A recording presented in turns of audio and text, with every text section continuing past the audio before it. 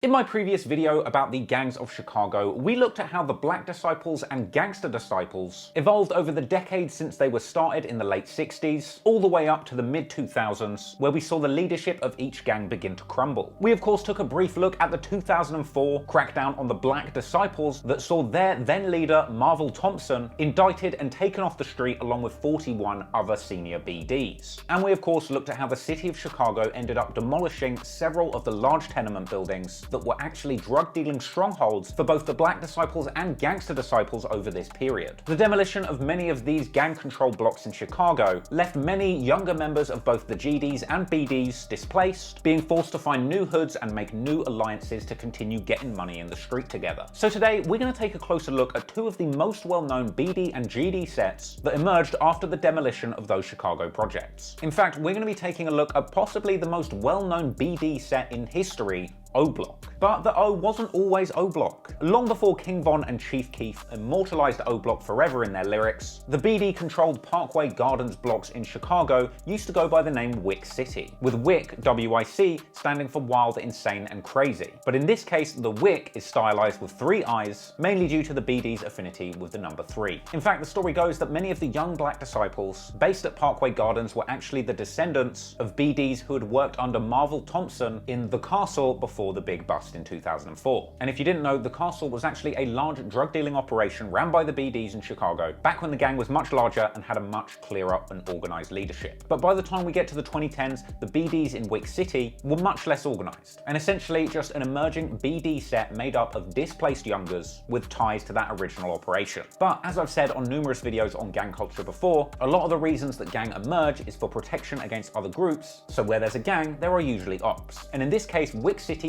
main opposition are a couple of Gangster Disciple sets located in adjacent blocks. One of these Gangster Disciple sets that is known to beef with Wick City are the St. Lawrence Boys, or STL, a crew that are based on 63rd and St. Lawrence Street. In fact, the location of this group is the exact reason why the likes of King Von are constantly dissing people from 63rd. And the STL GDs are also clicked up with another GD crew adjacent to them, known as EBT, who are located on 64th and South Eberhart Avenue. Folks now shooting niggas in new assholes. Let niggas be known STL EBT right here, man. Shout out to the game, man. Ain't no other shit. Free guys, man. You already know, man. Killer bear. Hey, what block I'm on, man? Man, you on EBT, man. That's me right here, man. Gang, right here, man. STL and EBT are right next to each other and are often referred to collectively as STL EBT, and that territory in turn is right next to Parkway Gardens or Wick City. For the purpose of this video, until a major event happens that causes an area to change its name, I'll continue referring to it as its name at the time. So as we begin this story, there are two main sides, the Wick City BDs and the STL EBT GDs. And if you think that's a lot of letters to remember, just think how many gang signs these guys have to learn. Now, it's hard to find one cataclysmic event that has caused the enormous wave of beef between these two groups. What seems to be the reality is that some of this beef dates all the way back to high school days, where members from these opposing areas would get into pretty basic schoolyard fights. However, these small, local schoolyard beefs would unfortunately escalate into deadly violence when those involved became old enough to get guns, likely facilitated by older BDs and GDs from their respective areas, pushing age-old feuds that probably date all the way back to the Marvel Thompson days of the BDs, or perhaps even earlier. But the thing is, one mustn't forget that in a lot of these stories, the people involved are basically children, teenagers, with many of them tragically having their lives taken before they're even old enough to buy a beer. And it's this fact that really makes the events that unfolded over just a few years even more tragic. And before we get into it, I just want to say, I know there's a lot of overlap between different gang sets in Chicago, so I just want to make it clear that for the purpose of this video, we're only focusing on a specific set of events that are significant to the early formation of Wick City, later becoming O Block. Who knows, in future videos I might branch out to other beefs involving other local gang sets that relate to O Block like 600 or Lamron. But for the purpose of today's video, we're going to remain hyper-focused on Wick City and STL EBT, which will later become O Block and Tookaville. And I know there's a lot of online scoreboards out there that claim to kind of keep track of many of the unverified supposed tit-for-tat shootings between these groups, and many sites like Chiracology on Reddit, or one of the many excellent YouTube channels that covers Chicago drill news, have covered and distributed a lot of unverified info about supposed crimes that may or may not have happened as part of this beef. I'm not just going to regurgitate that info to you. Instead, we're just going to focus on the facts of the pivotal moments that made this beef escalate, taking you through the journey of how these young BD and GD sets escalated a feud to all-out gang war, and ultimately how as a result, their block became the most deadly in America.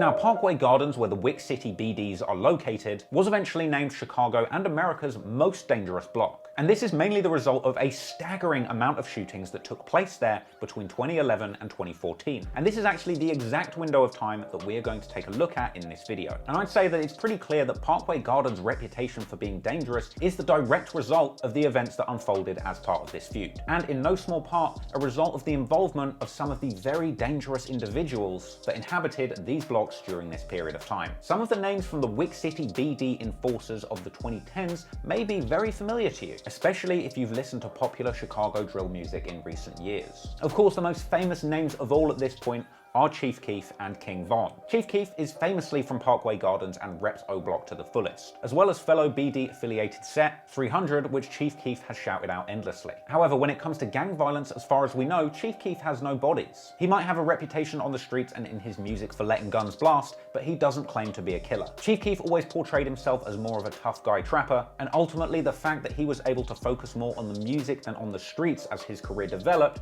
might be the reason that he's still alive with us today. The same, of course, can't be said for King Von, a Parkway Gardens veteran who supposedly caught numerous bodies and didn't care who knew it. Of course, only recently half taken over the rap game, releasing what often felt more like confessions than actual songs. But all the way back in the early 2010s, King Von had been repping his BD affiliation on social media to the fullest, holding down the blocks of Parkway and showing love to his gang for the entire world to see. Yeah, bitch. What do you see? Yeah.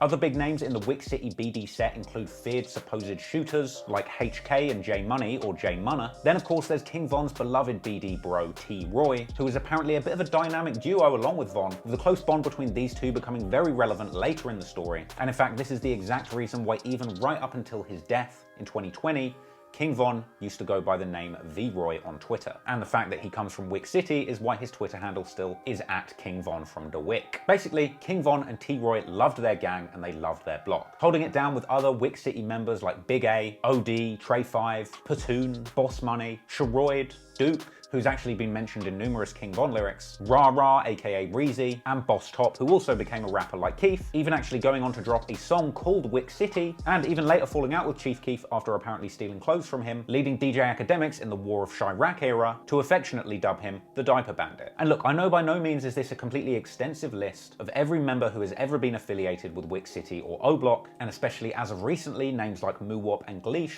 have become more relevant. For the purpose of today's story, this isn't an O Block member lineup. It's just an initial introduction to the main events of the beef up until around 2014. But don't get it twisted, if we go into a future video covering further into this beef, I will of course introduce new names. But the names aren't really what's important, it's the sentiment. These were the Wick City BDs holding down their block and doing the most to fight their ops. The Wick City BDs were very well known for throwing up GDK hand signs repeatedly to show the world that they were GD killers who were very much indeed down to ride and kill. GDK shit, man. Everybody got the voice in their hand, man. You feel me? GDK, broke boys.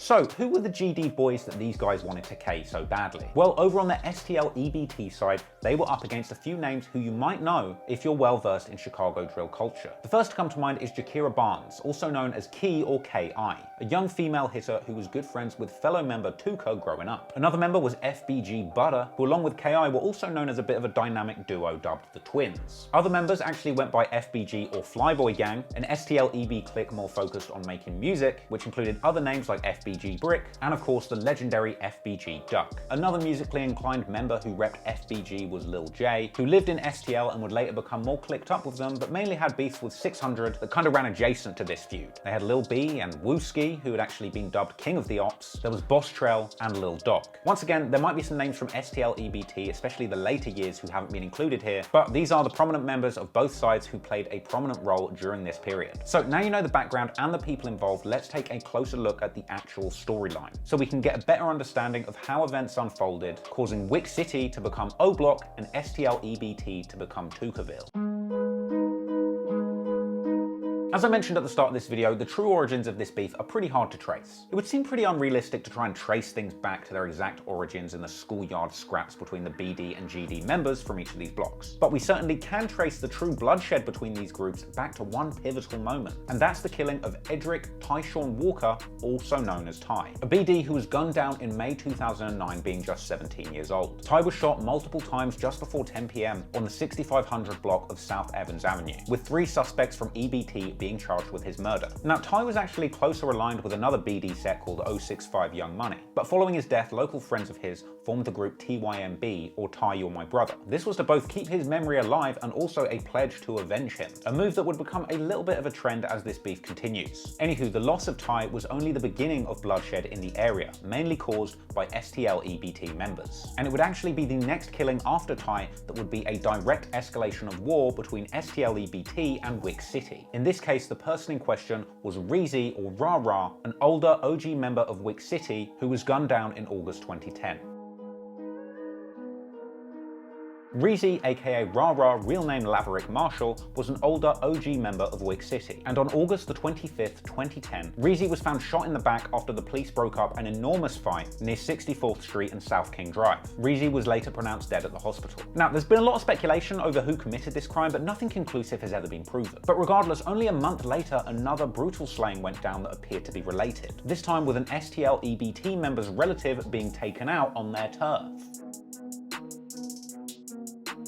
Apparently in this case, a blood relative of STL member FBG Kells, the retaliatory victim was Jeremy Marshall, also known on the street as Lil 4, not to be confused with a different Lil 4 who died in 2013. Jeremy was approached near 63rd and Rhodes Avenue by 2 people, with one pulling out a gun and beginning to shoot. He was shot in the back and tried to run before collapsing, but unfortunately didn't make it, and the shooters fled the scene in a vehicle. Once again, it was unclear exactly who committed this crime, but intense speculation has suggested that it was somebody from the Wick City BDs, with many going as far to draw a link between the fact that OD Perry from Wick City was gaining a reputation for being a shooter around this time. Now, this can't strictly be proven, but it's likely that there were retaliations between Wick City and STL EBT in the months that followed. And this would lead us to January 2011, where we're introduced to an all too familiar name in Chicago drill, Tooka. On the 12th of January 2011, 15-year-old Shondale Gregory, known on the streets as Tooka, was waiting at a bus stop at the 600 block on East 63rd Street. At a certain point, a dark-coloured vehicle pops up and somebody hops out wearing a half mask. Some have said that this person exchanged a few words with Tooka, but ultimately within seconds, they had shot Tooka multiple times and fled the scene. STL member FBG Duck was actually close friends with Tooka, saying that after hearing about his death, he actually ran to the scene of the crime, where in a tragic moment, he even got to see his slain brother before he was taken away. Me and him clicked, like that was one of my real close friends. Like every day, like spend the night at his house, he spend the night at mine. And my cousin came in there running to me crying and shit, telling me, your friend just got killed. You feel me? Then I ran all the way from 62nd and Wabash all the way to 63rd and St. Lawrence. Saked them right there on the floor. You know how that shit go, broke right down. Tooka had unfortunately passed away on the scene before paramedics had arrived, and it's not entirely clear who was responsible for the death of Tooka. As previously discussed, TYMB members were hell-bent on avenging their friend Ty by taking out an STL EBT member. Meanwhile, Wick City members wanted revenge for what had happened to Reezy. But regardless, ultimately Tooka paid his price for his STL EBT affiliation. In response to this tragic loss, STL EBT would rename their hood Tookaville in his honor and as a commitment for revenge. And members like FBG Brick would rep Tooka's memory to the fullest. Do you represent Tookaville? Oh, to the fullest. That's what I do it for. That's what it's always been about since day one. Just Tooka. Like, my homie was 15 years old when he got killed. Never hurt nobody, never did nothing, you know what I'm saying? Meanwhile, it's actually been said that it was in response to this that members from TYMB and Wick City clicked up to form an alliance in anticipation of some kind of retaliation. And in the face of an intense desire from Tookaville to avenge their fallen brother, soon emerged an intense desire to disrespect Tooka from the BD side. As you may well know, Tooka's name has been endlessly dragged in hip-hop over the years. Now, I'm not going to get into every instance or drama over this happening, but story goes initially the GDs from Tookaville, people like FBG Duck, were apparently saying that they were smoking Tooka out of respect for him, a nod to the old story that Tupac's crew, the Outlaws, smoked his ashes in a blunt after he died. But the BD ops from Wick City immediately decided to flip this and start making fun of Tookaville. The most immediate and iconic diss, of course, was Chief Keef's song 300, where he says "fuck Tooka gang." And from here, other members continued to disrespect. Tooka, what I'm smoking on, shut down. Oh, my bitch, do I see you, bro? Right up on your block, bitch,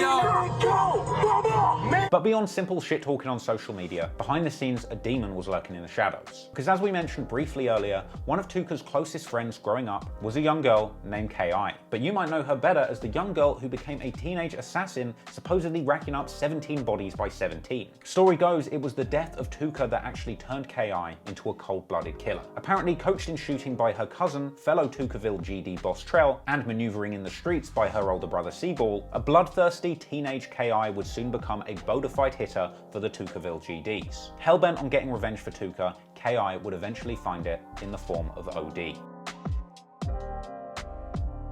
At around 11:35 p.m. on August 10th, 2011, 20-year-old O.D. Perry, respected Wick City member, was shot and killed near Parkway Gardens on 400 block of East 64th Street. O.D. suffered multiple gunshot wounds, including one to the neck, and was pronounced dead at Schroger Hospital within an hour of the shooting. Just like Tooka, in his memory, the Wick City B-Deems renamed Parkway Gardens O-Block, in his memory, committing to avenge him. Of course, the likes of Chief Keef and King Von immortalized O-Block as it is now known today in their music forever. The killing of O.D. Perry was supposedly revenge for the killing of Tooka, with this apparently being exemplified by the fact that it went down on Tooka's very birthday. OD's killers were never apprehended, but from here, rumors begun to swirl that this was actually the first victim of teenage Tookaville assassin K.I. And one of the people pushing these rumors was of course Lil J, who had apparently shared the following image along with a caption saying "shout out to them twins that made O-Block," referring to FBG Butter and K.I. However, for the record, no one has been convicted of this crime and there was never any proof tying K.I. or Butter to the killing of O.D. Perry. Well, actually, many years later, a Freedom of Information request did reveal that the cops did officially name K.I. and Boss Trell as subjects on the report. This came after an unnamed informant named them as the shooters in 2016, years after they had passed. But let's just assume for 1 second, based on the reputation that K.I. has when she passed, that a 14-year-old girl from Tookaville really did go out on her first trip to the op block and claim the life of a respected Wick City older. It kind of makes sense with the narrative. People from Tookaville couldn't believe she'd done this at such a young age. Combine that with the fact that K.I. was supposedly heartbroken over Tooka's death and was desperate to avenge him. The fact that she had done so at such a young age, getting her the respect of the entire gang, leads me to believe that it's absolutely no surprise that from this point she would go on to build a feared reputation as a complete demon of a shooter for Tookaville, quickly becoming a feared figure in the entire Chicago gang scene. And the suspicion that she was indeed involved in the O.D. Perry incident were only fueled further by tweets that she would release dissing O.D. Not dissimilar to the way that the guys over on O-Block had spoken about Tooka in the past. In fact, there's one detail from this story that is so crazy it's like something straight out of a Hollywood movie. It's actually rumored that there was a huge 357 or 44 Magnum that O.D. Perry was known for flexing. Story goes he had this on him when he was taken out, with K.I. apparently taking the gun away from his body after the hit. A rumor based on the fact that she seemed to flex a near identical gun in the years that followed, seemingly as a trophy on social media. Whether or not this is exactly how this situation went down, we'll probably never know for sure. But at least just for her alleged involvement in the hit that made O-Block O-Block, K.I. got a big reputation in Tookaville and will begin to make moves in numerous beefs that stretch far beyond just O-Block. In some ways, it seemed like she got addicted to shooting and killing, but a lot of her story isn't really relevant to this feud, so some of those details are definitely for another day. But what we do know for sure is that what followed the killing of O.D. Perry was a bloodbath of tit-for-tat violence between O-Block and Tookaville that would last nearly 2 years. On the 19th of October 2011, Edward Riley, also known as Platoon, from O-Block was walking with his girlfriend on 63rd and King Drive, at which point 2 suspects approached and gunned him down, only 1 block south on 64th, closer to O-Block. And from here, the suspects went even further down the block, shooting a 15-year-old in the head who miraculously survived. Platoon unfortunately wasn't so lucky and didn't make it, and in his memory, at least for a brief period, people began to call the area Toontown, though ultimately the name O-Block was retained. Once again, there's been intense speculation information over exactly what went down or who was responsible for the hit on Platoon, as apparently in addition to Tookaville, a GD set called MOB also had a motive to take out Platoon as part of a different feud that he was involved in via 600, who were also BDs affiliated with O Block. It's actually been suggested that there were two assailants there that day, with one being Lil B from Tookaville and the other allegedly being Beans from MOB. It's also been said by many that Wooski from Tookaville was involved in this. And I'll be honest, when I started this video, I said to myself, I don't want to be accusing people of killings that they haven't been convicted for, especially if they're still alive. But hell, I googled who killed Platoon, and even Google featured snippets of snitching on Wooski. I couldn't believe that. Many people over on Chiracology on Reddit have suggested in the past that Wooski had something to do with this, with others writing it off as complete internet cap, mainly due to his young age at the time. All we know is that right now no one has been convicted of the slaying of Platoon, and the really sad thing is that after the loss of such a beloved O Block member, it wouldn't take them long to lose yet another. At 6:47 p.m. on February the 12th, 2012, Sherroyd Liggins of O Block was discovered with a gunshot wound to the head at 6400 block of South King Drive, just outside Parkway Gardens once again. You're starting to see why they call it the most dangerous block in America now, right? Sherroyd remained in hospital fighting for his life for around 4 days, until February the 20th, when he was unfortunately pronounced dead at Stroger Hospital. No one was ever caught for this crime. However, KI has suggested pretty heavily on Twitter that Boss Trail from Tookaville was the one responsible, with some of the internet detectives over on Chiracology digging deeper into these tweets and suggesting that when this shooting went down, Boss Trail had actually shot Sherroyd from all the way across the street. Impeccable aim, apparently the result of his use of a gun with a red laser beam sight on it to improve his accuracy. That gun itself apparently even featured in the Lil J FBG Duck music videos for the song Critical, a Chief Keef diss that actually dropped months after this happened. Combine this with the fact that Boss Trail himself seemed to be bragging about the incident on Twitter later in the year, with KI also tweeting references to that red beam. A frankly brazen attack, which naturally only beget more bloodshed between O Block and Tookaville in the months that followed. On the 28th of April, 2012, around 9:30 p.m, Marlon Monroe, also known as Lil Doc from Tookaville, had left a painting job and was walking towards a convenience store of the 6300 block of St. Lawrence Avenue, at which point a gunman passed by and sprayed the scene with bullets. Marlon apparently stumbled away from the scenes injured and collapsed into a tall patch of weeds in an empty lot next to the store. Even more shocking than that is the fact that when the police later came to the scene, they didn't even find Marlon's body, collecting up the shells and evidence and then leaving, with a 16-year-old boy actually discovering Marlon hours later in the weeds with a gunshot wound to his chest. Marlon had apparently been left there for over an hour after being shot, and within an hour of being discovered, he was pronounced dead at Stroger Hospital. Once again, it's unclear exactly who was responsible for this crime, but the next high-profile shooting between O Block and Tookaville features a very familiar face indeed.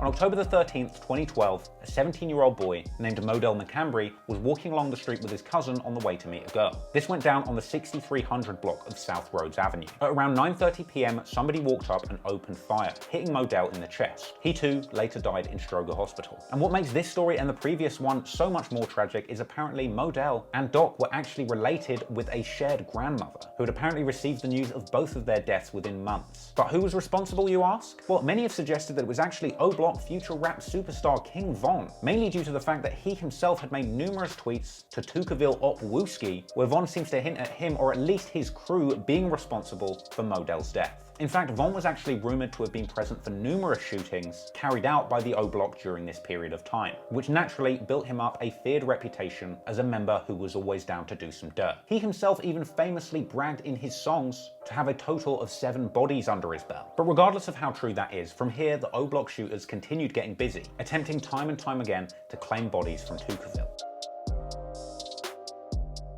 On October the 30th, 2012, a man named Derek Johnson, also known on the streets as P5 or Crack, was gunned down. Now, he wasn't actually Tookaville, but a member of Jarrow City, a Chicago gang set north of Tookaville with a long history dating to back before this feud even began. But apparently, P5 was out walking on Tookaville turf, specifically the 6200 block of South Eberhart Avenue, where apparently J Money, King Von, and Big A of O Block were lurking in the area looking for Tookaville ops to attack. In fact, only a day before this incident went down, King Von himself had tweeted that he was out trying to catch more bodies so that he could catch up with fellow O-Block shooter T-Roy. So story goes that when these O-Block shooters were out lurking, they spotted P5 around 9:13 in the morning, opening fire and hitting him multiple times. Some have even gone as far as to suggest that he was actually hit 6 times in the head and 9 times in the body. P5 was taken to Stroger Hospital, but once again pronounced dead within the hour. And from here, the wanton violence between O-Block and Tookaville was far from over, as the O-Block side would continue to seek retribution for the attacks that had been done on them, and so soon after the P5 incident, O-Block would appear to claim a high-profile member of Tookaville. 17-year-old Rodney Stewart, aka Boss Trell, aka the red beam slinging marksman who'd allegedly killed Sherroyd from way across the street for Tookaville, was apparently planning to flee town, tweeting about being excited for a fresh start on the 6th of November, even purchasing a bus ticket with the intention of leaving town on the 10th. But unfortunately, only 2 days before his scheduled departure, on the 8th of November, Boss Trell was found face down in an alley in the 2600 block of West 83rd Street. He'd been shot in the back of the head. Now, in case you couldn't tell, the location of this shooting is a long way from O-Block and Tookaville, and it's actually been suggested by some that J Money and T-Roy were actually responsible for coordinating a setup of Boss Trell via an allegedly disloyal ex-girlfriend, apparently luring him well away from Tookaville with the promise of meeting a girl, but when he arrived, BT was shot in the head and left for dead. His grandmother said the identity of the shooter is not a secret, but no witnesses were willing to step up. He didn't actually pass away immediately and apparently was left fighting for his life brain dead in the hospital for several days. This was followed by T-Roy of O-Block, who is widely believed to have been responsible for this incident, mockingly tweeting on the 8th of November, "No, Trell, stay alive." Meanwhile, Tookaville affiliates like FBG Cash were paying their respects to Boss Trell, but ultimately he passed away later that day. The death of Boss Trell is said to have had a huge effect on remaining Tookaville members, especially KI. After his death, Cash Out made a song in tribute called Dear Boss Trell, which seemed to hint that his past as a red beam slinging shooter was legit, even going as far as to dub him the real-life Max Payne. Meanwhile, of course, over on O-Block, they were celebrating for having gotten retribution for their fallen brother Sherroyd, but Boss Trell was of course a devastating loss for Tookaville, and he would soon be avenged in spectacular fashion.